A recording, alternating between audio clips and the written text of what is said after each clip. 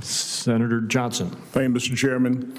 Mr. Secretary, welcome. I think it's pretty interesting that our colleagues on the other side of the aisle now, when they're not in charge, are all concerned about massive deficit spending and the impact that'll have on everyday Americans. I think it's appropriate to have a little history lesson here. I put together a report. I've given you a copy of it. We'll talk about it a little bit later.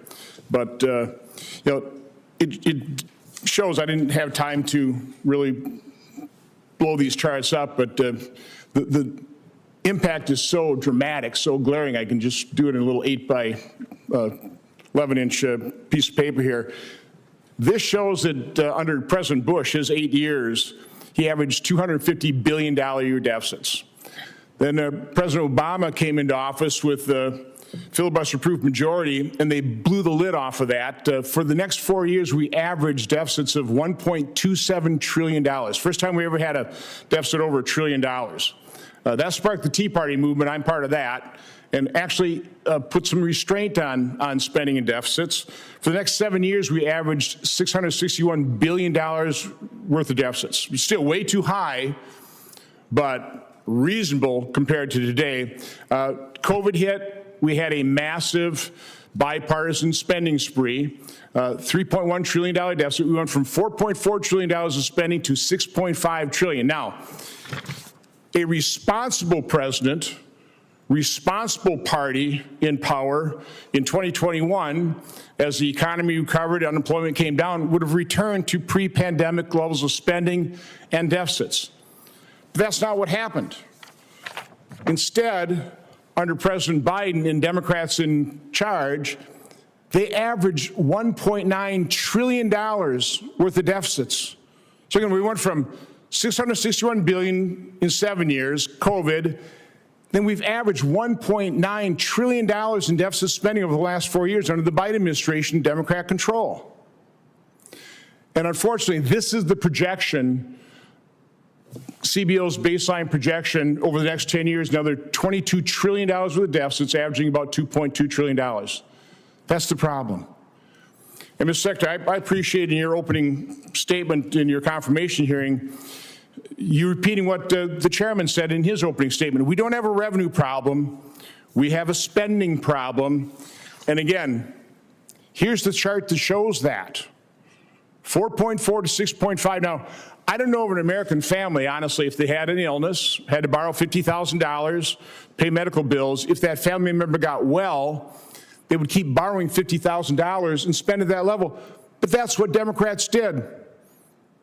We never went back to pre-pandemic levels like our responsible leadership did during World War II. I think this is interesting. We entered World War II spending 11.7% of GDP on federal government, went up to 41%. But by 1948, we were down to 11.4%. They realized you can't continue to spending. You had to get back to a pre-war level. So my question is, I've given you this draft report. I want to release it hopefully next week. I've given this to Kevin Hassett. I would really like your input into this, because these are just the facts. And the facts completely bolster what you said in your confirmation hearing, that we do not have a revenue problem.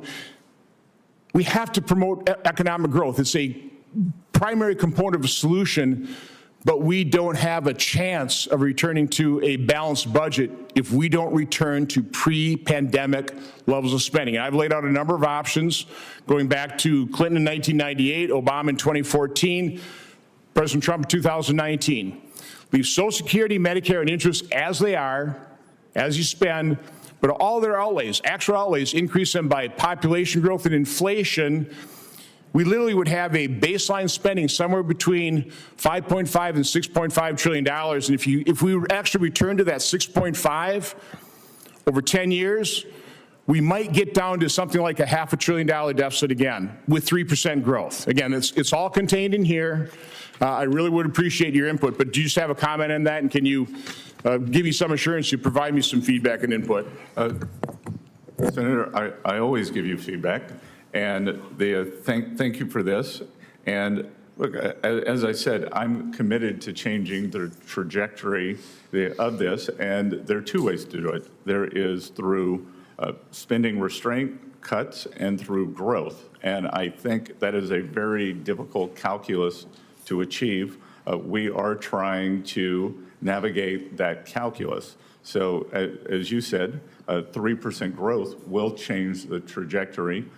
We must fix spending, but what I have also said is we did not get here overnight.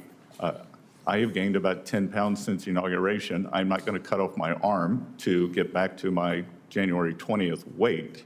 I'm going to eat less, exercise more, and that is what we are trying to do with the federal government. Now, you were left with 4-year average deficits of $1.9 trillion, spending that now exceeds $7 trillion when just 6 years ago it was $4.4 trillion. So no, you inherited an enormous mess. Not to even mention the open border. But I really do appreciate your effort here. We want to work with you to solve this problem. It's a massive problem. Thank you, Mr. Chairman. Thank you.